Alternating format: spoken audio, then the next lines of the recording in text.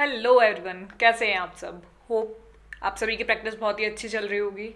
मेरा नाम है रिया भारद्वाज और आप सभी का स्वागत है हमारे channel memory point maths with Riya di में। तो कल हम लोगों ने एक्सरसाइज नंबर 5.2 की स्टार्टिंग कर दी थी। कुछ क्वेश्चंस हम लोगों ने उसके सॉल्व किए थे और कुछ क्वेश्चंस मैंने आपको HW में दिए थे। होप वो सारे क्वेश्चंस आप लोगों ने अच्छे से प्रैक्टिस कर लिए होंगे। अगर उनमें से कोई भी क्वेश्चन आपको समझ नहीं आया है तो प्लीज़ मुझे कमेंट करके ज़रूर बता दीजिएगा, बट मन में किसी भी तरीके का कोई भी डाउट नहीं रखना है, ठीक है। तो चलिए बिना किसी देरी के शुरू करते हैं 5.2 के जो हमारे कुछ क्वेश्चंस बचे थे अभी उन्हें, ठीक है। तो आज का हमारा जो पहला क्वेश्चन है और हमारी एनसीईआरटी का क्वेश्चन नंबर 4 रीड आउट करते हैं, ठीक है। तो पहला क्वेश्चन हमें क्या कह रहा है, यानी जो हमारी 5.2 का फोर्थ क्वेश्चन है वो क्या कह रहा है, which term of the AP 3, 8, 13 और 18, ये कोई AP हमें गिवन है। कौन क्या है AP? AP है 3, 8, 13, 18। इस AP का कौन सा टर्म 78 होगा, ये हमें इस क्वेश्चन में बताना है। Which term of the AP is 78, ठीक है। कि इसमें कहीं जाकर आगे 78 हमें देखने को मिलेगा और ये कौन से नंबर पे हमें देखने को मिलेगा ये हमें बताना है, ठीक है। क्वेश्चन क्लियर हो गया। अब सबसे पहले हमें ये देखना है कि AP में हमें AP गिवन है उससे हम क्या क्या पता कर सकते हैं, ठीक है। तो n निकालने का क्या हमारे पास में फॉर्मूला है? बिल्कुल है। उस फॉर्मूले से हमने काफ़ी प्रैक्टिस की है। होप वो फॉर्मूला अब आप लोगों को बहुत अच्छे से याद हो गया होगा। क्या है वो formula? AN is equals to A plus n-1D, ठीक है। इस फॉर्मूले से काफ़ी फैमिलियर हो चुके हैं अब हम लोग। नाउ अब हमें जो ये AP गिवन है, इस AP से हमें क्या A की वैल्यू पता है? बिल्कुल पता है। जो हमारा फर्स्ट टर्म होगा वो ही हमारा A होता है, यानी कि 3, ठीक है। नाउ N की वैल्यू नहीं पता क्योंकि N तो हमें फाइंड आउट करना है। AN हमें पता है। जिस टर्म पर हमको वैल्यू ऑलरेडी गिवन है, कौन सा 78 जो वैल्यू है वो किस टर्म पर आएगी यही तो हमें बताना है। तो टर्म वैल्यू तो हमें पता है ना AN की, तो AN हो जाएगा 78, ओके। नाउ A पता चल गया, AN पता चल गया, N हमें फाइंड आउट करना है। नेक्स्ट क्या हुआ? D। क्या हम D फाइंड आउट कर सकते हैं? D फाइंड आउट करने के लिए क्या करना होगा? ये हो गया हमारा A1, A2, A3, A4। किन्हीं भी दो कॉन्जिक्यूटिव साइड्स को माइनस करके हम लोग हमारा कॉमन डिफरेंस पता कर सकते हैं, है ना। तो मैं क्या करती हूँ, A2 में से A1 को माइनस कर दूंगी तो हमें D की वैल्यू पता चल जाएगी। तो D की वैल्यू कितनी होगी? 8 - 3, यानी कि D की वैल्यू हो गई हमारे पास में 5। अब हमें सारी टर्म्स की वैल्यू पता है तो क्या करें, इक्वेशन में पुट कर देते हैं। तो हमारी जो इक्वेशन है वो है AN is equals to A plus n-1D, ठीक है। हमेशा जितनी बार भी आप क्वेश्चंस करेंगे बोलते जाइए, ये जो इक्वेशन हम लिख रहे हैं उसको बोल बोल के लिखेंगे, उससे क्या होगा हम लोगों को इक्वेशन भी बहुत अच्छे से याद हो जाती है, ठीक है। तो हमेशा एग्जाम्स टाइम पे मत बोलिएगा, एग्जाम्स टाइम पे तो अपने मन में बोलकर लिख दीजिएगा, वरना जब भी आप प्रैक्टिस करते हैं ना तब आप लोगों को हमेशा बोल बोल के प्रैक्टिस करनी है इस इक्वेशन की, क्योंकि बोल बोल के जब हम लोग लिखते हैं ना तो हमें जल्दी याद होता है, ठीक है। तो AN is equals to A plus n-1D, ठीक है। तो AN बोलते ही हम लोगों को आगे की पूरी इक्वेशन आ जाएगी, तो इसलिए हमेशा बोल बोल के प्रैक्टिस करें किसी भी इक्वेशन की, जब भी हमें कोई इक्वेशन याद करनी है। ये जो फॉर्मूला है इसकी, ठीक है। तो वैल्यू पुट करते हैं। AN की वैल्यू है हमारे पास में 78। A की क्या वैल्यू है? 3 प्लस N फाइंड आउट करना है 1 और D की वैल्यू है 5। क्लियर है? चलिए अब ये जो फॉर्मूला है हमारे पास में, इससे हम लोग N की वैल्यू को इजीली फाइंड आउट कर सकते हैं। तो सॉल्व आउट कर लेते हैं इसको। 3 प्लस, ये सिंगल डिजिट है तो इसको ऐसा का ऐसा ही रहने देते हैं। मैं क्या करती हूँ, 3 को ले जाती हूँ इस साइड इक्वल के, ठीक है। तो सेम ही चीज़ रिपीट होगी ना वापस से, तो इसको क्या लिखना, सीधा क्या करते हैं 3 को ले जाते हैं इक्वल के इधर, तो ये हो जाएगा -3 और यहाँ क्या बचा n-1 और 5, ठीक है। किसी को ये कन्फ्यूज़न तो नहीं है कि पहले से मैंने ब्रैकेट ओपन क्यों नहीं करा, ब्रैकेट ओपन करके मैं उस साइड लेके जाती? ये इसलिए नहीं करा क्योंकि ये जो डिजिट बन रही है ना, ये एक सिंगल डिजिट बनेगी मल्टीप्लाई होकर, तो सिंगल डिजिट को सिंगल डिजिट में ही रहने देते हैं और जो चीज़ हमें दिख रही है पहले उसे इक्वल के उधर ले जाते हैं। ठीक है, तो 78 में से जब मैंने 3 माइनस करा तो मुझे क्या मिलेगा? 75। ओके, नाउ n माइनस 1 और 5 जो कि उसके मल्टीप्लाई में है। अब ये मल्टीप्लाई में है ना, तो मैं क्या करती हूँ, 5 को ले जाती हूँ अब डिवाइड में, क्योंकि अब तो हमें इसको ही सॉल्व करना है। तो 75 में से डिवाइड करा 5 को और यहाँ बचा n माइनस 1। तो जब मैंने इसको कट करा तो मुझे क्या मिलेगा? 5 1 ज़ा 5 और 5 2 ज़ा 25, 12, 5 5 ज़ा 25, 5 2 ज़ा नहीं, 5 2 ज़ा 10 होता है, 5 5 ज़ा 25, 15 और यहाँ पे बचा है n माइनस 1। तो क्या मैं n की वैल्यू फाइंड आउट कर सकती हूँ मैं ऐसे? तो n की वैल्यू हो गई 15, 1 जाएगा इधर प्लस 1 जब इक्वल के इधर जाएगा तो हो जाएगा प्लस का, और n की वैल्यू जो हमें मिली है वो मिली 16। और यही हमारा आंसर है। हमें n की वैल्यू तो फाइंड आउट करनी थी कि हमें जो है 78 कौन से टर्म पर देखने को मिलेगा, तो हमें जो है वो 78 नंबर 16th टर्म पर देखने को मिलेगा। ये है हमारा आंसर। ठीक है, देख लीजिए किस तरीके से करा है इसको सॉल्व।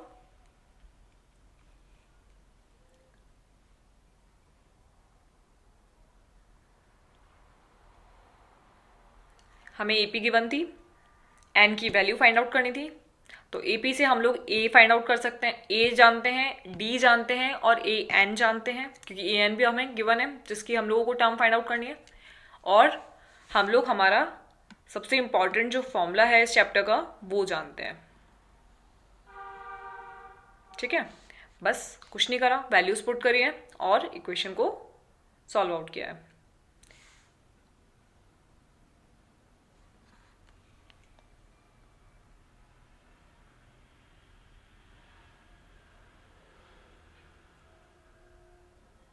ठीक है, चले आगे।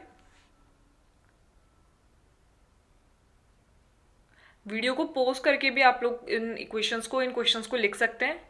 साथ में मैं आपको इनकी पीडीएफ्स भी, ये जो हमारी वीडियो है उसके लिंक में आपको डिस्क्रिप्शन में मिल जाएगी, तो आप वहाँ से भी इन्हें लिख सकते हैं। ठीक है, लेकिन प्रैक्टिस बहुत अच्छे से कीजिएगा सारे क्वेश्चंस की।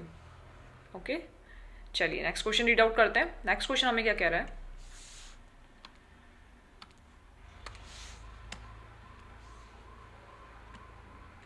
Find the number of term in each of the following AP.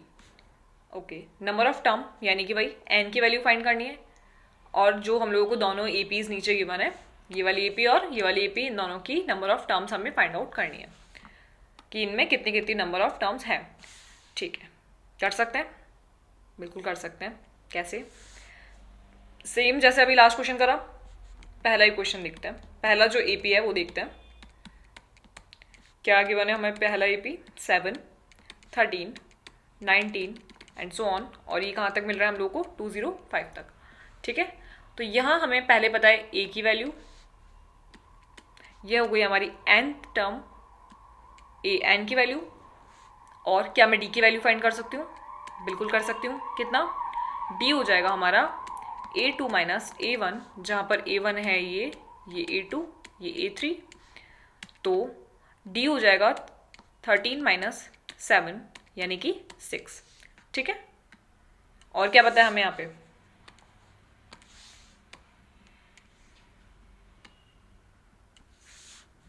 जितनी भी चीज़ें पता है उन्हें लिख लेते हैं। डी पता चल गया, ए पता चल गया और ए एन पता चल गया, 205। नाउ सबसे important formula, a N is equals to A plus N minus 1 D. ये भी पता है, क्या करें? वैल्यू पुट करते हैं।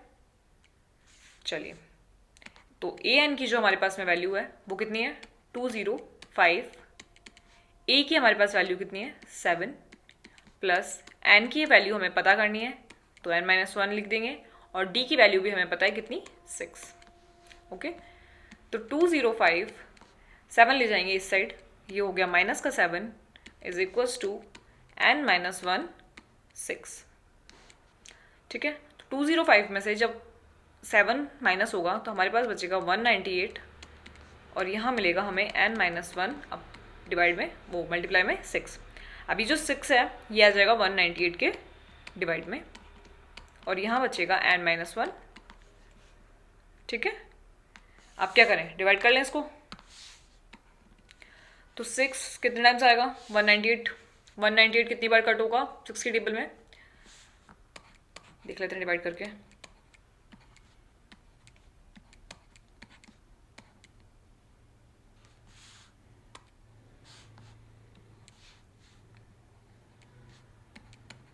Three times. ठीक है, 18 आएगा, 1 18 33, ये हो गया 33 times is equals to n-1। तो 33 में +1 हो जाएगा क्योंकि ये जो 1 है माइनस का ये इक्वल की इधर आएगा तो ये हो जाएगा +1 इज इक्वल्स टू n। तो यहाँ हमें n की जो वैल्यू मिली वो मिली 34। ठीक है, ये हो गया हमारा आंसर जो फर्स्ट एपी का है।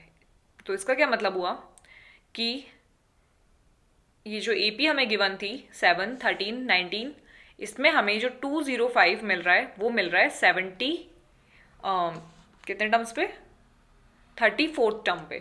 ठीक है, कि इस एपी में 7, 13, 19 अप टू 205, तो जो 205 जो नंबर है वो हमें 34th टर्म पे मिलेगा। क्लियर है, यानी n की जो वैल्यू आई है हमारे पास वो कितनी आ गई, 34। किस तरीके से निकाला, सिर्फ इस फॉर्मूले के यूज से। ये फॉर्मूला इतना इंपॉर्टेंट है, a + n-1d। बाकी सब चीजें हमें क्वेश्चन में गिवन थी। ठीक है, जो गिवन था वो लिख दिया, इक्वेशन में जो हमारी वैल्यूज हमें गिवन थी वो पुट करी और हमें आंसर देखने को मिल गया। ठीक है, देख लीजिए एक बार इस क्वेश्चन को ढंग से।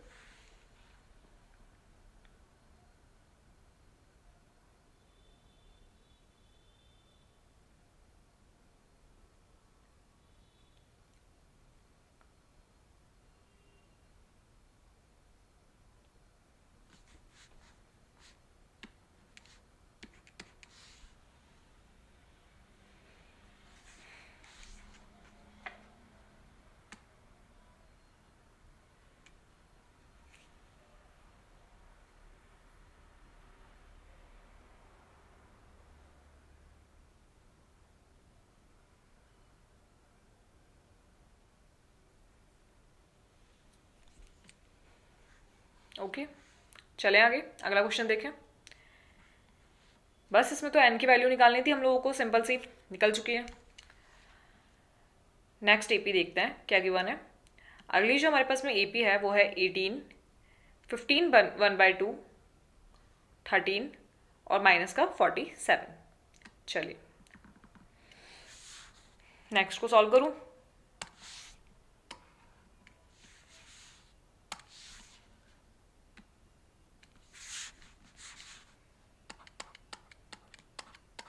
सेकंड क्वेश्चन जो है हमारा वो है 18, 15 1/2, 13 और अप टू -47। सिमिलरली जैसा लास्ट क्वेश्चन करा सेम वैसा का वैसा करेंगे। इसमें हमें क्या क्या चीज़ें पता है, इसमें भी हमें a की वैल्यू पता है कितना, 18, an की वैल्यू पता है कितना, -47, d की वैल्यू हम निकाल सकते हैं, यह है हमारा a1, यह है हमारा a2, यह है हमारा a3। तो कोई भी दो कॉन्जिक्यूटिव नंबर्स को लेंगे तो a2 - a1 is equals to हो जाएगा, a2 कितना है 15 1/2 और इसमें से माइनस कर देंगे 18 को। ठीक है, तो ये हो जाएगा 31/2। ये सॉल्व करना आता है ना सबको, ये जो फ्रैक्शन में वैल्यूज दी हुई होती है, क्या हम इसको सिंप्लीफाई कर सकते हैं। 2 को पहले मल्टीप्लाई करेंगे 15 से और जो 1 है ऊपर उसको प्लस कर देंगे। ठीक है, तो 30 + 1 31 -18। नाउ इसको लेते हैं एलसीएम, तो हमारे पास कितना आएगा 2, ये हो जाएगा 31 -18 को जब हमने 2 से मल्टीप्लाई करा तो हमें मिला 36। तो हमारे पास जो डी की वैल्यू आई है वो कितनी आई है, माइनस का 5/2। ओके, तो हमारी जो डी की वैल्यू हुई वो हुई माइनस का 5/2। नाउ अब हमें सब कुछ पता है और हमें एन निकालने के लिए हमारा फॉर्मूला भी पता है। क्या है फॉर्मूला, बोलिए। A N is equals to A plus N minus 1 D. अब हमें ए एन की वैल्यू पता है, ए की वैल्यू पता है, एन हमें फाइंड आउट करना है और हमें डी की वैल्यू भी पता है, कितना, -5/2। पुट कर दें। तो ए एन की वैल्यू हमारे पास है -47 इज इक्वल्स टू, ए की वैल्यू हमारे पास में कितनी है, 18 प्लस एन हमें फाइंड आउट करना है और डी की वैल्यू हमारे पास है -5/2।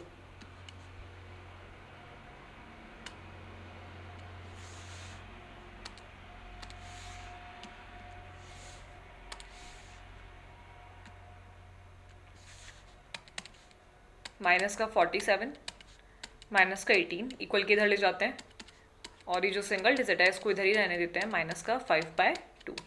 ओके, तो ये हो जाएगा -47 और -18 दोनों माइनस के हैं तो प्लस हो जाएंगे, तो ये हो जाएगा 15, 5, 1 हो गया कैरी, ये हो गया 6, -65।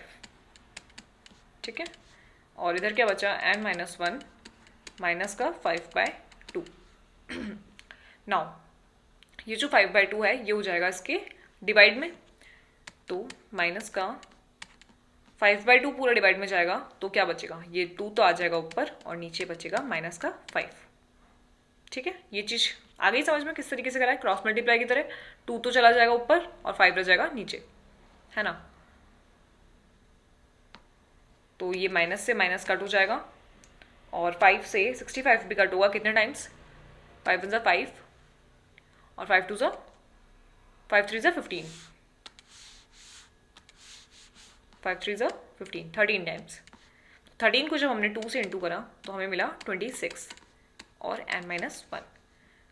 तो अब हमें n की वैल्यू निकालनी है, तो 1 ले जाएंगे इधर इक्वल के इधर, तो ये हो जाएगा 26 + 1 इज इक्वल्स टू n। तो n की वैल्यू जो हमें मिल रही है यहाँ से वो मिल रही है 27, ये और यही हमारा है आंसर। क्लियर है, ये माइनस है, ठीक है, माइनस जो कट हुआ है।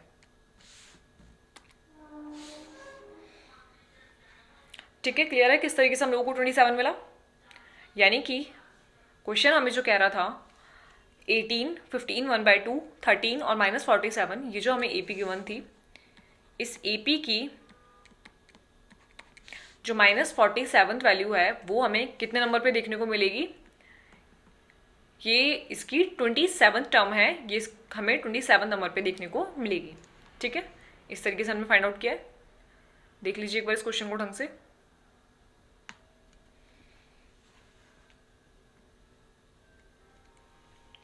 फिर आगे चलते हैं।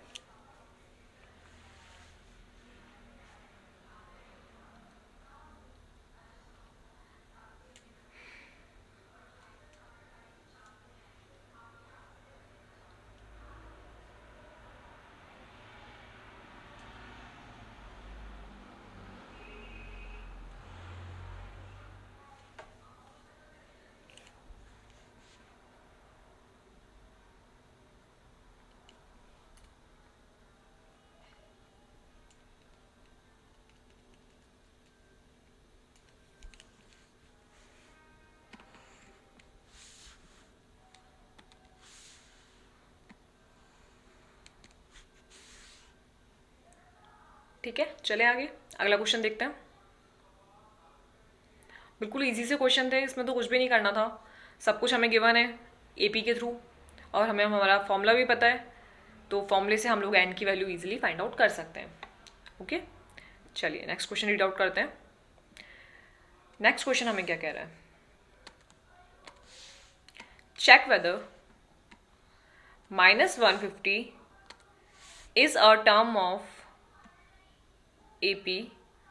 एक एपी हमें गिवन है और हमें ये पता करना है कि क्या -150 इस टर्म का कोई वैल्यू होगा, ठीक है। इस तरीके का हम लोगों ने एक एग्जाम्पल भी किया था, याद आ रहा है, जिसमें हम लोगों ने 150 को इसका एपी, इस एपी का टर्म मान लिया था कि हाँ कोई ना कोई ऐसा जो है वैल्यू होगी जो इस एपी में आएगी, मान लेते हैं, ठीक है, जब तो हम लोग चेक कर पाएंगे उसको। तो कोई एपी है, क्या एपी गिवन है हमें, 11, 8, 5, 2। तो let us assume that minus 150 is an value of this AP, ठीक है, या फिर is an term भी लिख सकते हैं, is an term of, कि ये इसकी कोई टर्म है,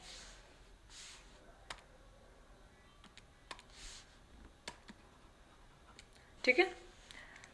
अब ये हम लोगों ने अज्यूम कर लिया है, तो इसका मतलब ये किसी ना किसी नंबर पर आ रही होगी, और अगर हमें कोई ना कोई नंबर, नेचुरल नंबर देखने को मिलता है, तो इसका मतलब ये किसी नंबर पर हमें इस एपी में देखने को मिलेगी। और अगर हमें कोई नंबर देखने को नहीं मिलता है, कोई नेचुरल नंबर हमें देखने को नहीं मिलता है, तो हमें ये जो टर्म है ये इस एपी में देखने को नहीं मिलेगी, क्योंकि जब हमें नंबर ही नहीं मिला, इसका मतलब वो किसी भी नंबर पर नहीं आ रही है, तो इसका मतलब वो इस एपी का हिस्सा नहीं है, ठीक है। इस तरीके के क्वेश्चन हम लोग ऑलरेडी सॉल्व कर चुके हैं। तो चलिए फाइंड आउट करते हैं एन की वैल्यू, कि हमें एन की वैल्यू मिलती है या नहीं, ठीक है। तो एन की वैल्यू फाइंड आउट करना, जैसे अभी हम लोगों ने लास्ट क्वेश्चन में करे हैं, एन की वैल्यू फाइंड आउट सेम उसी तरीके से करेंगे। तो ये जो हमारे पास एपी है, इसके थ्रू हमें क्या क्या पता है, इससे हमें ए की वैल्यू पता है कितना, 11, और हमें एन की वैल्यू पता है, क्योंकि हमें इसी तो टर्म का पता करना है ना कि हमें कौन से नंबर पे मिल रही है। ए एन की वैल्यू हो गई -150, और हमें किसकी वैल्यू पता है, डी की वैल्यू, जो हम पता कर सकते हैं कितना, A2 माइनस A1 करके। तो हमारा A2 A1 क्या है, A1 A2 A3 A4, ठीक है। तो D की जो हमें वैल्यू देखने को मिलेगी वो मिलेगी 8 माइनस 11, यानी कि -3, ठीक है। तो D की वैल्यू भी हमें पता चल गई है। तो अब मैं क्या N की वैल्यू निकाल सकती हूँ, बताइए, बोलिए फॉर्मूला, करिए, रिपीट कीजिए फॉर्मूले को। an is equals to a plus n minus 1d, जहाँ पे मुझे n की वैल्यू को फाइंड आउट करना है। an मुझे पता है, a मुझे पता है, और d भी मुझे पता है, ठीक है। तो an की वैल्यू हो गई -150, a की वैल्यू हो गई 11, प्लस n हमें पता करना है, और d की वैल्यू हो गई हमारी -3, ठीक है। तो ये जो है 11, ये आ जाएगा इक्वल के इधर, और इधर बचेगा n-1 और -3, ठीक है। सॉल्व करते हैं आगे। तो -150 और -11 मिलके कितना हो जाएगा, -161, और यहाँ बचा n-1 और -3, यही बचा है,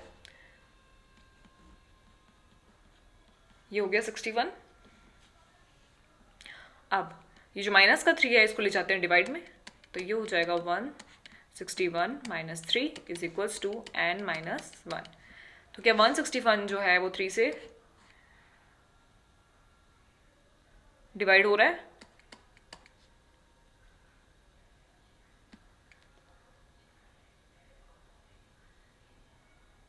नहीं होगा, नहीं होगा ना, 15 टाइम्स और फिर 1 बचेगा, 11 नहीं होगा। तो इसको ऐसे ही रहने देते हैं इस डिजिट को, और ले आते हैं 1 को, ये जो 1 है अभी इधर 1 भी तो बचा ना, उसको इस साइड ले आते हैं। तो ये माइनस से माइनस तो कट हो जाएगा, और यहाँ बचा 161/3, ये एक डिजिट बची, और n की वैल्यू हमें पता करनी है। तो यहाँ पे जो ये 1 है ये इक्वल के इधर आएगा, और ये हो जाएगा प्लस का 1, ठीक है। अब इसको सॉल्व करते हैं। तो ये मिलेगा हमें, एलसीएम लेकर मिलेगा 3,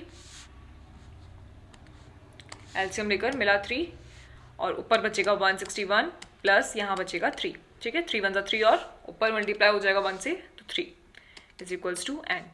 नाउ अब हमें जो n की वैल्यू मिल रही है वो कितनी मिल रही है, 164 है ना, अपॉन 3। आप क्या 3 डिवाइड कर पा रहा है, तो n को 164/3 से जब मैं मल्टीप्लाई करती हूँ तो देखते हैं डिवाइड हो रहा है क्या हमें n कोई नेचुरल नंबर देखने को मिल रहा है। 164 को जब मैंने 3 से मल्टीप्लाई करा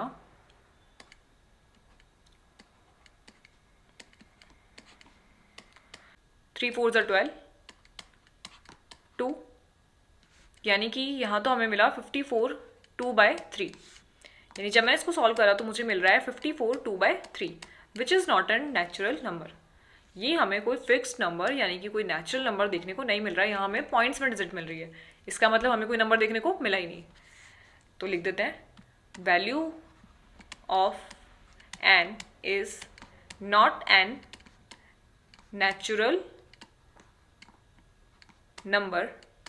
इसका क्या मतलब हुआ कि जब हमें कोई नेचुरल नंबर देखने को मिला ही नहीं है तो ये किसी एपी का हिस्सा होगा ही नहीं, है ना। ये जो हमें एपी गिवन है ये इस एपी का पार्ट नहीं होगा। क्यों? क्योंकि कभी भी हम लोग नंबर्स को पॉइंट्स में या फिर डिवाइडेशन अपॉन में इस तरीके से नहीं बताते। हम कभी भी ऐसे नहीं कहते हैं कि हम लोगों को 1.2 टर्म वो देखने को मिल रही है या हमें 3.2 टर्म देखने को मिल रही है। नहीं, हम लोग हमेशा कैसे कहते हैं हमें फर्स्ट टर्म देखने को मिल रही है, हमें सेकंड टर्म देखने को मिल रही है। हमेशा जो हमारा नंबर होता है वो किस में होता है? नेचुरल नंबर में। और जब तक हमें एन की वैल्यू कोई नेचुरल नंबर देखने को नहीं मिलती है, इसका मतलब हमें जो टर्म गिवन है वो हमें हमारी ईपी में देखने को नहीं मिलेगी। ठीक है, ये चीज़ क्लियर है ना कि क्या हमें ये जो वैल्यू हमें गिवन है माइनस का 105 ये 54 पॉइंट कुछ नंबर पे देखने को मिलेगी, इस तरीके से कहेंगे? नहीं, इस तरीके से नहीं कहते हैं, क्योंकि जो नंबर होगा वो हमेशा क्या होगा? कोई नेचुरल नंबर होगा। इसका मतलब ये जो हमारा अजम्पशन था स्टार्टिंग में ये रॉन्ग हो चुका है। अवर अजम्पशन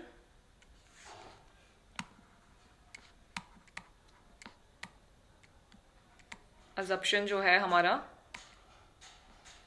वो हो गया रॉन्ग।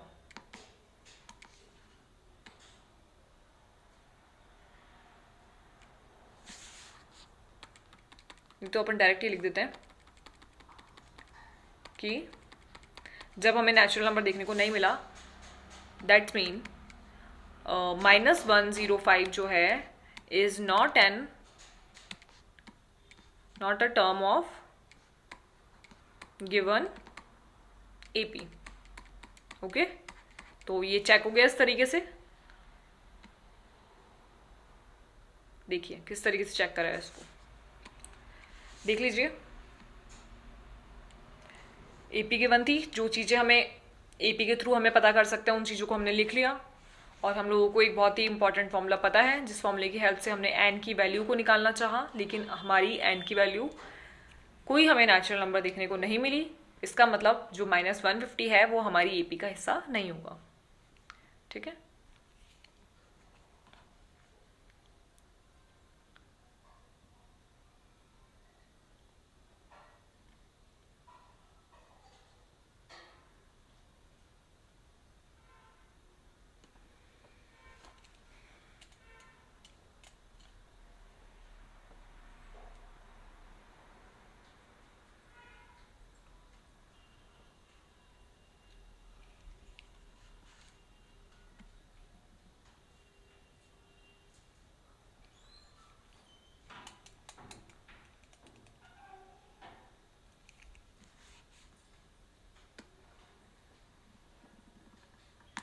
ओके, क्लियर है किस तरीके से हमने फाइंड आउट करा कि ये हमारा एपी का पार्ट होगा या नहीं होगा। तो ये हमें किसी भी टर्म पे देखने को नहीं मिल रहा है, इसका मतलब ये हमारी एपी का पार्ट नहीं है। ठीक है, क्लियर है ये वाला क्वेश्चन किस तरीके से करा। चलिए आगे अगला क्वेश्चन रीड आउट करते हैं, क्वेश्चन नंबर 7।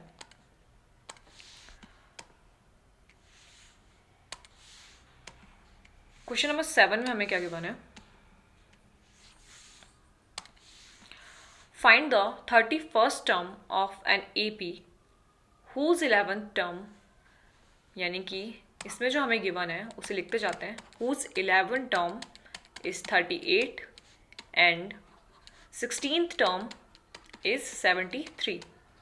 ठीक है, हम लोगों को A31 फाइंड आउट करना है, हम लोगों को फाइंड द 31st टर्म यानी कि A31 हमें फाइंड आउट करना है उस AP का जिस AP का 11th टर्म तो 38 है और 16th टर्म 73 है। ठीक है, क्वेश्चन समझ में आ गया। इस तरीके का क्वेश्चन भी हम लोगों ने एक एग्जाम्पल में सॉल्व किया था। इसलिए मैंने आपको बोला था कि एग्जाम्पल्स को अच्छी तरीके से प्रैक्टिस कीजिएगा, क्योंकि सेम क्वेश्चन हम लोगों को हमेशा एक्सरसाइज में देखने को मिलते हैं। ठीक है, तो चलिए देखते हैं किस तरीके से किया था हम लोगों ने वो क्वेश्चन। तो हम लोगों को जो गिवन है क्वेश्चन में वो सब हमने लिख लिया है। अब A31 फाइंड आउट करने के लिए हमें किन किन चीज़ों की ज़रूरत पड़ेगी। तो सबसे पहले हम लोग देखते हैं हमारा जो फॉर्मूला है, कौन सा formula, an is equals to a plus N minus 1d। हर क्वेश्चन में ये फॉर्मूला यूज़ आना है। ठीक है, तो A31 निकालेंगे, यानी हमारी जो n की वैल्यू है वो कितनी हो गई, 31। n की वैल्यू हो गई हमारा 31। तो A31 के लिए a प्लस 31 माइनस 1d, तो A31 हमारा हो जाएगा a प्लस 30d। ओके, अब ना तो हमें a की वैल्यू पता है और ना हमें d की वैल्यू पता है, नहीं पता, और ना हमें 31 की वैल्यू पता है। 31 की वैल्यू तो हमें फाइंड करनी है क्वेश्चन के अकॉर्डिंग। तो इसको छोड़ते हैं यहीं पे हमारी इक्वेशन नंबर 1 बना के, और जो चीज़ें हमें पता है उससे पहले a और d की वैल्यू को फाइंड आउट करते हैं। ठीक है, चलिए, तो हमें क्या क्या पता है।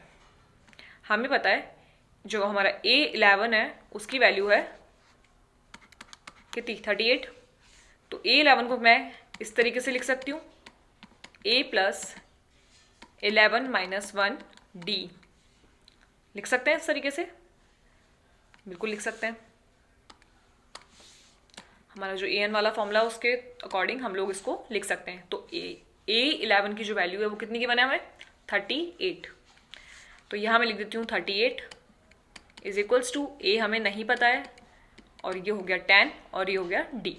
ये हो गई हमारी इक्वेशन नंबर 2। ठीक है, और अगली चीज़ हमें क्या पता है, हमें पता है A16 की वैल्यू वो कितनी है, 73। तो एक चीज़ और लिखती हूँ यहाँ पे, A16, तो इसको मैं लिख सकती हूँ 16 माइनस 1d, यानी कि A16 की वैल्यू तो हमारी हो जाएगी A73, यही है ना। A16 की वैल्यू है 73, A की वैल्यू हमें नहीं पता है, इसको लिख दूंगी 15d, और ये हो जाएगी हमारी इक्वेशन नंबर 3। अब क्या मैं इक्वेशन 2 और इक्वेशन 3 की हेल्प से a और d की वैल्यू को फाइंड आउट कर सकती हूँ, सोचिए, कर सकते हैं। ऐसे क्वेश्चंस हम लोगों ने काफ़ी करे हैं एग्जाम्पल्स में, जिसमें हम लोगों को a और d की वैल्यू को फाइंड आउट करना था बाय यूजिंग एलिमिनेशन या सब्स्टिट्यूशन मेथड को यूज करते हुए। तो चलिए लिखते हैं, by using equation 2 and equation 3 क्या क्या है, ये इसको लिख देते हैं ऊपर, और 38 माइनस डी। ठीक है, नीचे भी लिख सकते हैं, कोई दिक्कत नहीं है, with the help of elimination method. ठीक है, तो सॉल्व करते हैं। क्या करें, सब्ट्रैक्ट, इसको कर देंगे सब्ट्रैक्शन से सॉल्व।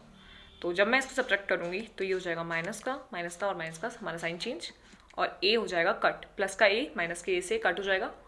तो यहाँ हमें क्या मिलेगा, 73 में से जब 38 माइनस हुआ तो हम लोगों को मिला 13, 5 कितना बचा, 13 यहाँ पे बचा, 13 कैरी लिया तो इससे, और 5 यहाँ बचा 6 में से 3 गए 35, है ना। और यहाँ हमें क्या मिला, 15 में से 10 गया तो बचा 5d। तो क्या मुझे d की वैल्यू मिल गई, 35/5 यानी कि 7। तो यहाँ से मुझे जो d की वैल्यू मिल रही है वो कितनी मिल रही है, 7। ठीक है, एक वैल्यू तो पता चल गई। अब a की वैल्यू फाइंड करने के लिए इसको 2 या 3 किसी भी वैल्यू में पुट कर देते हैं। So put value of d in equation, किसमें पुट करूँ बताओ, कौन सी इजी लग रही है, सेकंड में कर देते हैं, इन इक्वेशन सेकंड। तो हमारी जो सेकंड इक्वेशन है वो है 38 is equals to a plus 10d। तो 38 में ए की वैल्यू हमें पता करनी है और डी की वैल्यू हमें पता चल चुकी है कितनी, 7। तो ये हो जाएगा 38 is equals to A plus 70 को ले जाते हैं इस साइड और बचा हमारा ए। तो यहाँ से मुझे ए की जो वैल्यू मिली वो कितनी मिली, माइनस का, इसको सॉल्व करूंगी तो कितना बचेगा, ए की वैल्यू हमें मिली माइनस का 32। ठीक है, अब मुझे यहाँ से डी की वैल्यू भी पता चल चुकी है और मुझे यहाँ से ए की वैल्यू भी पता चल चुकी है। तो अब मैं जो हमारी इक्वेशन 1 थी जिसमें हमें कुछ भी नहीं पता था, ना तो हमें A31 की वैल्यू पता थी, ना ए की वैल्यू पता थी और ना डी की वैल्यू पता थी, तो अब मैं इन दोनों वैल्यूज़ को, अब मुझे ए की वैल्यू भी पता चल गई है और डी की वैल्यू भी पता चल गई है, तो क्या मैं A31 की जो वैल्यू है उसे निकाल सकती हूँ? बिल्कुल निकाल सकते हैं, क्योंकि अब हमें ए की वैल्यू भी पता है और डी की वैल्यू भी पता है। तो पुट करते हैं उन दोनों वैल्यूज़ को इक्वेशन नंबर 1 में। ठीक है, तो यहाँ लिखेंगे put value of D and A in equation 1। अब हमारी इक्वेशन 1 क्या कह रही है हमें, A31 is equals to A plus 30D, यही है हमारी इक्वेशन 1। तो A31 की जो वैल्यू है वो हो जाएगी, ए की वैल्यू कितनी आई है, -32 प्लस 30 और डी की वैल्यू कितनी मिली है हमें, 7। ओके, तो ये तो हो जाएगी -32 प्लस ये हो जाएगा 210। तो यहाँ से मुझे A31 की वैल्यू कितनी देखने को मिली, 210 में से 32 को माइनस कर देंगे तो मिलेगा 178। ठीक है, तो A31 की वैल्यू जो मुझे मिल गई है वो है 178 और यही हमारा आंसर होगा। क्वेश्चन में हमें A31 की वैल्यू पूछी थी, 31st टर्म हमारी क्या होगी, 178। काफ़ी अच्छा क्वेश्चन है। इस तरीके के क्वेश्चन एग्जाम्स में आने के बहुत चांसेस रहते हैं, जिसमें इतनी सारी कैलकुलेशन होती है, बहुत कम चीज़ें हमें गिवन होती है और हमें ज़्यादा चीज़ें फाइंड आउट करनी होती है। ठीक है, तो इन क्वेश्चंस की प्रैक्टिस बहुत अच्छे से कीजिएगा और बहुत केयरफुली इन्हें सॉल्व कीजिएगा। ठीक है, देख लीजिए एक बार स्टार्टिंग से किस तरीके से सॉल्व करा है।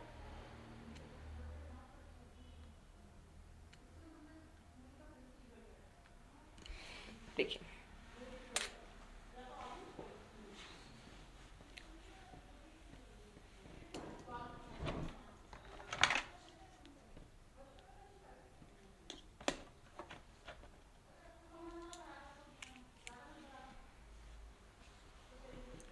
जो वैल्यूज़ हमें क्वेश्चन में गिवन थी उन्हें लिख लिया पहले, और ये जो फॉर्मूला है ये हमें पता है, हमारा मोस्ट इम्पॉर्टेंट फॉर्मूला, जिसकी हेल्प से हम काफ़ी सारी चीज़ें फाइंड आउट कर सकते हैं।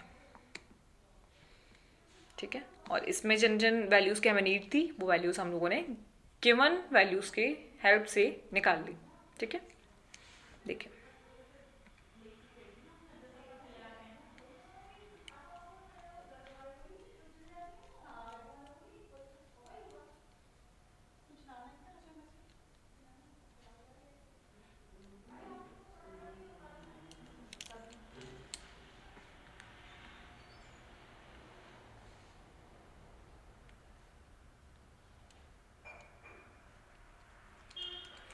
वीडियो को पॉज करके भी लिख सकते हैं, अदरवाइज़ मैंने आपको लास्ट में जो वीडियो का डिस्क्रिप्शन है उसके अंदर इसकी PDF की लिंक प्रोवाइड करवा दिए, तो आप वहाँ से भी इसे राइट डाउन कर सकते हैं। ठीक है, लेकिन क्वेश्चंस की खुद से प्रैक्टिस ज़रूर कीजिएगा।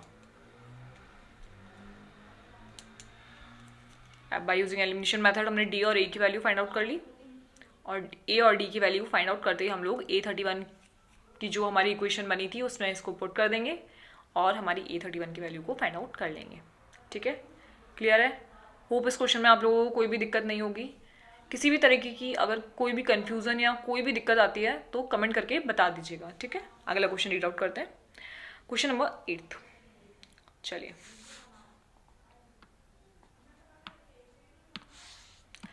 क्वेश्चन नंबर 8 क्या कह रहा है हमें, an AP consist of 50 term. 50 term consist करता है एक AP। ठीक है, तो इसका क्या मतलब हो गया कि हमारा जो लास्ट टर्म है वो हो गया मतलब एक एपी है जिसकी लास्ट टर्म कितनी हो गई 50, यानी एन की वैल्यू 50 जो लास्ट तक चलेगा 50, या फिर चलिए इसको लिखते नहीं है, पहले क्वेश्चन पढ़ लेते हैं पूरा। An AP consist 50 term, total terms है उसकी 50, ऑफ विच थर्ड टर्म यानी कि A3 हमारे पास हो गया 12 एंड लास्ट टर्म यानी कि A50, इसलिए मैंने एन नहीं लिखा, लास्ट टर्म A50 हो जाएगी क्योंकि ये हमें कह रहा है कि कोई एपी है जिसके अंदर 50 टर्म हमें देखने को मिल रही है, लास्ट तक 50 टर्म हमें देखने को मिल रही है, यानी उसकी जो लास्ट वाली टर्म होगी वो कितनी होगी 50। ठीक है, मैं आपको कह रही हूँ कि कोई एपी है आपके पास में जिसके अंदर 5 टर्म है, तो उसकी जो लास्ट वाली टर्म होगी वो कितनी होगी 5th टर्म, है ना, वही तो उसकी 5th टर्म होगी। इसी तरीके से जिस कोई एपी है जिसके अंदर 50 टर्म्स है तो उसकी जो लास्ट टर्म होगी वो होगी A50, है ना, तो A50 की जो वैल्यू हमें गिवन है वो कितनी होगी 106। लास्ट टर्म से पता कर लीजिएगा कि 50 अगर हमारे पास टोटल है तो लास्ट टर्म जो होगी हमारी वो A50 होगी और वो कितनी है 106। अब हमें इसमें दो चीज़ें गिवन है, A3 जिसकी वैल्यू है 12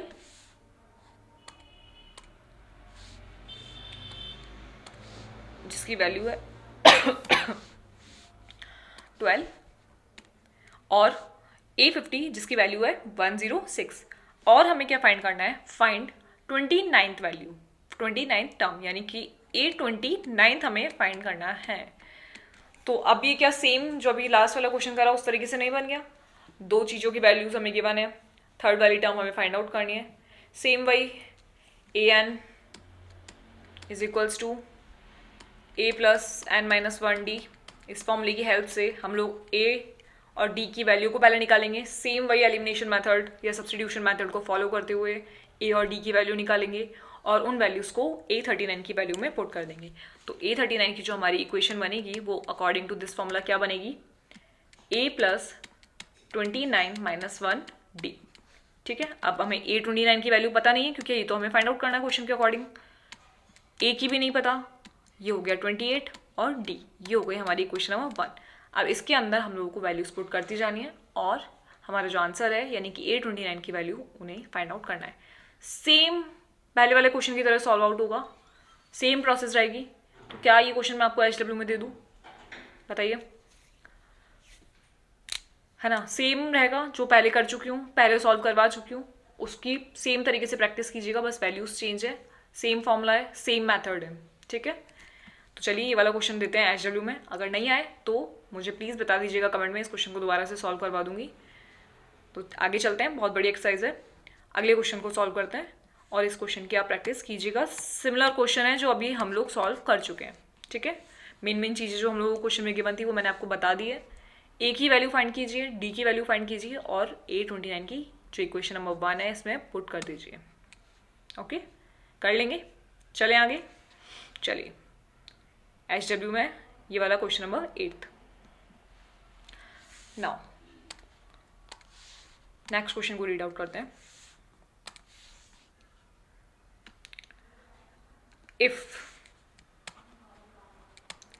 if the third and ninth term of an AP are 4 and -8 respectively, यानी A3 जो है वो तो हो गया 4 और A9 जो है वो हो गया -8 रिस्पेक्टिवली, यानी कि टर्म्स लाइन से लिखनी है। A3 की वैल्यू पहले गिवन है 4th और A9 की वैल्यू बाद में गिवन है -8 respectively. Which term of this AP is 0? वाह, नाइस क्वेश्चन। ये कह रहा है कि यहाँ पे जो AP बनेगी उसकी कौन सी टर्म 0 होगी, ये हमें पता करना है। ठीक है, यानी कि किस टर्म की वैल्यू हमें 0 देखने को मिलेगी, ये हमें फाइंड करना है। ठीक है, कर लेंगे। अब तो हमें बहुत सारे फॉर्मूले पता है, तो क्या मुझे जो गिवन है यानी A3 मैं उसको ऐसे लिख सकती हूँ, बताइए, लिख सकते हैं वही A प्लस N-1 वाला फॉर्मूला। 3 की वैल्यू निकालनी है तो ये हो जाएगा 2D। तो A3 की वैल्यू मुझे पता है कितनी 4 और A प्लस 2D, ना तो मुझे अभी A की वैल्यू पता है ना मुझे D की वैल्यू पता है, तो ये हो गई हमारी इक्वेशन नंबर 1। सिमिलरली क्या मैं A9 को इस तरीके से लिख सकती हूँ? बताइए, लिख सकते हैं? बिल्कुल लिख सकते हैं। तो A9 की वैल्यू मुझे पता है कितनी, -8 is equals to A plus 8D। ये हो गया हमारा इक्वेशन नंबर 2, क्योंकि ना तो मुझे A की वैल्यू पता है और ना मुझे D की वैल्यू पता है। ठीक है, ये इक्वेशन 1 और ये इक्वेशन 2। अब सेम जो क्वेश्चन हम लोग करते हुए आए उसके अकॉर्डिंग लिखते हैं।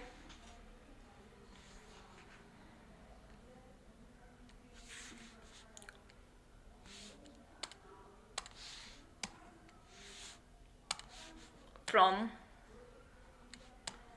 इक्वेशन 1 एंड 2, अब हमें अगर A n में अगर हम लोगों को ये पता करना है कि क्या इसकी कोई भी टर्म 0 होगी, तो उसके लिए सबसे पहले हमें क्या फाइंड करना पड़ेगा? कम से कम A तो बताओ, D तो बताओ, तभी तो हम लोग AP का पता कर पाएंगे। ठीक है, और AN जो हमारा 0 हमें पता है, उसके अंदर भी हमें A और D की ज़रूरत तो पड़नी ही है। तो सबसे पहले सॉल्व करते हैं जो हमारा इक्वेशन 1 है और इक्वेशन 2 है उसको। ठीक है, तो कैसे सॉल्व करेंगे? वही एलिमिनेशन मेथड से। From equation 1 and 2 by using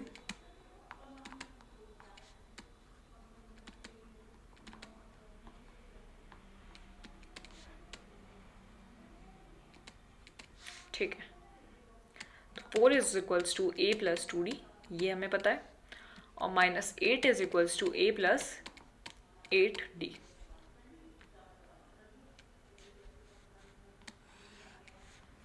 bye subtraction जब मैं इसको सब्ट्रैक्ट करूंगी तो ये वैल्यूज चेंज हो जाएगी, ये हो जाएगा प्लस का, ये हो जाएगा माइनस का और ये हो जाएगा माइनस का। तो A से A तो कट हो गया और यहाँ क्या बचा? 12, किसका? प्लस का ही बचा ना, इज इक्वल्स टू ये हो गया माइनस का 60। तो यहाँ मुझे जो D की वैल्यू मिली वो कितनी मिली? 12 - 6 अपॉन में -6 इज इक्वल्स टू माइनस का 2। D की वैल्यू मिल गई है मुझे -2। ओके, आप सेम किसी भी वैल्यू में पुट करो और A की वैल्यू निकालो, किसी भी इक्वेशन में पुट करो। इक्वेशन नंबर 1 में पुट कर देते हैं, put value of D in equation 1। तो इक्वेशन 1 क्या है? 4 is equals to A plus 2D।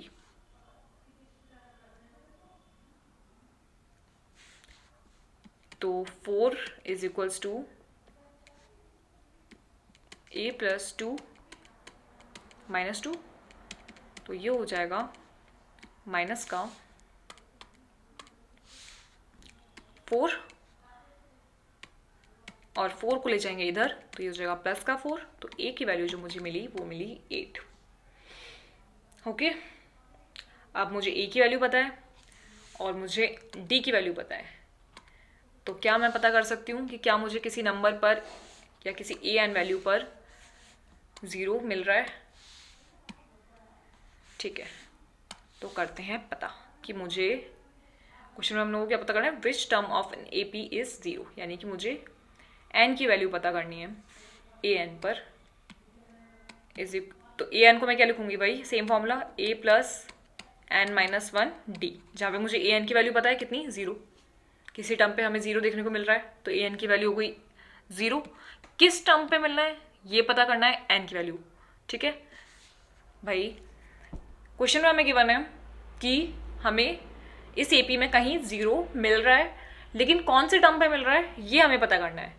ठीक है, तो AN की वैल्यू तो हमें पता है कि 0 है, लेकिन n की वैल्यू हमें नहीं पता है, क्योंकि हमें ये नहीं पता है कि 0 हमें किस टर्म पे देखने को मिलेगा। यानी कि हमें n की वैल्यू नहीं पता है तो n रहने देते हैं ऐसा का ऐसा।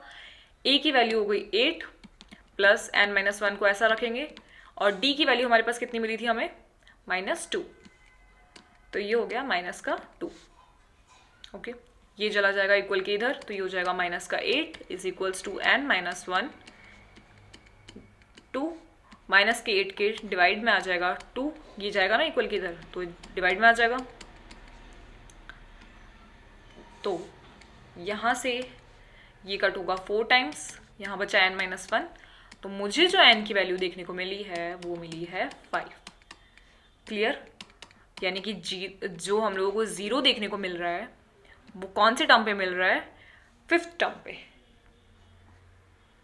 ठीक है, 5th term is the answer. क्या क्वेश्चन क्लियर हुआ? क्या समझ आया कि हम लोगों ने किस तरीके से निकाला है? ए एन की वैल्यू फाइंड आउट नहीं करनी थी, ए एन की वैल्यू हमको गिवन थी 0। हमको ये बताना था कि 0 हमें किस टर्म पे देखने को मिल रहा है, यानी कि एन बताना था। ठीक है, तो ए एन की वैल्यू हमें पता है 0 है, ए की वैल्यू हमें नहीं पता थी, डी की वैल्यू हमें नहीं पता थी। एलिमिनेशन मेथड से ए और डी की वैल्यू निकाली, और ये फॉर्मूला हमें बहुत अच्छे से पता है, इस फॉर्मूले में पुट करी और एन की वैल्यू को फाइंड आउट कर लिया। सेम क्वेश्चंस हम लोग बहुत बार कर चुके हैं। अब तो इस फॉर्मूले से, इस इक्वेशन से और इस ये जो पैटर्न है क्वेश्चन सॉल्व करने का, इससे आप लोग धीरे धीरे फैमिलियर होते जा रहे होंगे। ठीक है, खुद से प्रैक्टिस कीजिएगा, बहुत अच्छा लगेगा इस इक्वेशन में सॉल्व करने में। ये जो आप लोग एक्सरसाइज सॉल्व कर रहे हैं, ठीक है, धीरे धीरे करके बहुत फैमिलियर हो जाएंगे और बहुत स्पीड में ये क्वेश्चन होने लग जाएंगे आपसे भी। ठीक है, देख लीजिए एक बार स्टार्टिंग से। देखिए, जो चीज़ें गिवन थी वो सब लिख लिया है इसके अंदर। देखिए, A3 गिवन था, A4 गिवन था, A9 गिवन था। ठीक है, AN गिवन था, क्या था, 0। Which term of an AP is 0, यानी ये तो कह रहा है कि इसके अंदर 0 आएगा, लेकिन कौन सी टर्म पे आएगा ये हमें पता करना है। ठीक है, तो N की वैल्यू फाइंड आउट करनी थी। जो चीज़ें पता थी उससे A और D की वैल्यू फाइंड आउट की। देख लीजिए किस तरीके से किया है, फिर आगे चलते हैं।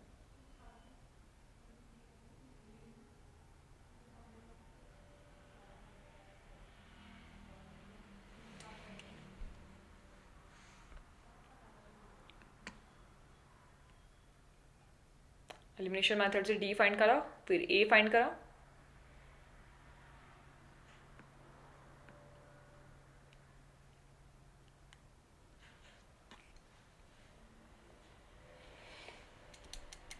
और यहां से हमें N की वैल्यू देखने को मिल गई 5।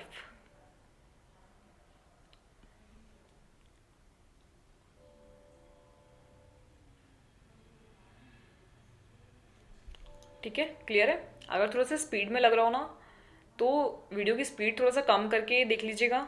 ठीक है, और या फिर बीच में पॉज कर लीजिएगा, वीडियो को पॉज कर करके देख लीजिएगा कि अगर कोई चीज़ समझ में नहीं आ रही है, कोई लाइन समझ में नहीं आ रही है, तो पॉज करके उसको रीड आउट कर लीजिएगा।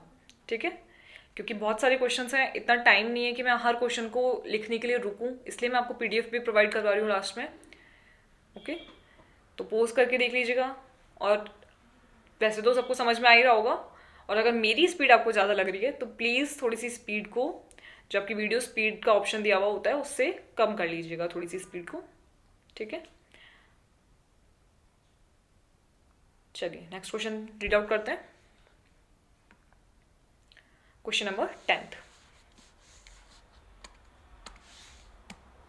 क्वेश्चन नंबर 10th हमें क्या कह रहा है?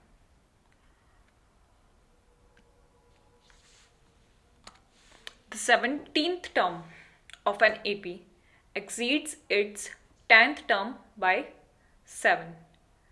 The 17th term of an AP exceeds its 10th term by 7.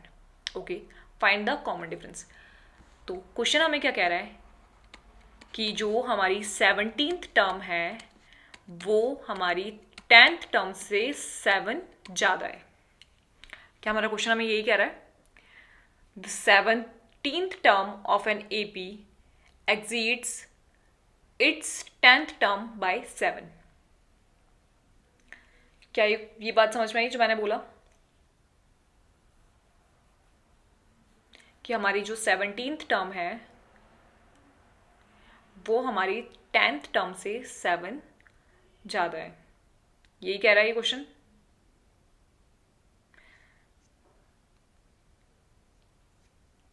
तो हम लोगों को इसमें पता करना है find the common difference.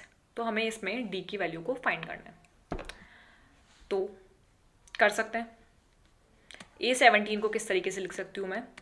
A17 को मैं लिख सकती हूँ A + 16D। ये हो गई हमारी इक्वेशन 1, ये हो गई हमारी इक्वेशन 2, और ये हो गई हमारी इक्वेशन तो क्या मैं ए tan को a + 9d लिख सकती हूँ? बिल्कुल लिख सकते हैं। तो पुट कर दें इक्वेशन नंबर 1 में, put equation 3 and equation 2 in equation 1। तो a17 की जगह लिख दूंगी मैं a + 16d, a tan की जगह लिख दूंगी मैं a + 9d, और साथ में ये ज़्यादा है 7 तो है ही ना ऐड। तो यहाँ से अगर हम देखें तो a हमारा कट हो रहा है, 16d को मैं ऐसा कैसा लिखूंगी और माइनस का 9d हो जाएगा जब इक्वल के इधर आएगा तो, और इधर बचा हमारा 7। नाउ 16d में से 9d गया तो कितना बचा? 7d = 7। तो यहाँ से हमें जो d की वैल्यू देखने को मिली वो कितनी मिली? 1। d = 1, और कॉमन डिफरेंस ही हमें फाइंड करना था। d की वैल्यू हमें मिल गई है 1। So easy question. बस हम लोगों को जो क्वेश्चन में गिवन था वो लिखना था, और ये फॉर्मूले हमें बहुत अच्छे से पता है। ये फॉर्मूला हमें बहुत अच्छे से पता है, यही फॉर्मूला तो है ये, इसी की हेल्प से तो लिखा है सब कुछ, है ना। क्वेश्चन में हमें गिवन था कि हमारी जो A17 टर्म है वो हमारी 10th टर्म से 7 ज़्यादा है। ठीक है, क्वेश्चन के अकॉर्डिंग हम लोगों ने इक्वेशन बना ली। अब हमें क्या पता है, उसके अकॉर्डिंग हम लोगों ने आगे और इक्वेशंस बनाई, A17 की वैल्यू बनाई, A10 की वैल्यू बनाई, और उन दोनों वैल्यूज़ को इक्वेशन नंबर 1 में पुट कर दिया, और ईजिली हमें D की वैल्यू देखने को मिल गई। ठीक है, देखिए बहुत इजी सा क्वेश्चन था, बस क्वेश्चन को थोड़ा सा समझना है, और हमें इसके कंसेप्ट्स, इस चैप्टर के कंसेप्ट्स क्लियर होने चाहिए, सारे फॉर्मूलाज क्लियर होने चाहिए, तब हम इस क्वेश्चन को बहुत इजीली कर सकते हैं। कितना छोटा सा सॉल्यूशन था और इजीली फाइंड आउट हो गया है ना। होप ये क्वेश्चन समझ में आ गया होगा। A17 की वैल्यू निकाली, A10 की वैल्यू निकाली, और वो जो वैल्यूज़ निकली है उनको फर्स्ट इक्वेशन में पुट कर दिया, और पुट करने के बाद में हमारा जो A था वो कट हो चुका है, और हमें D की वैल्यू देखने को मिल गई। ये हो गया हमारा आंसर।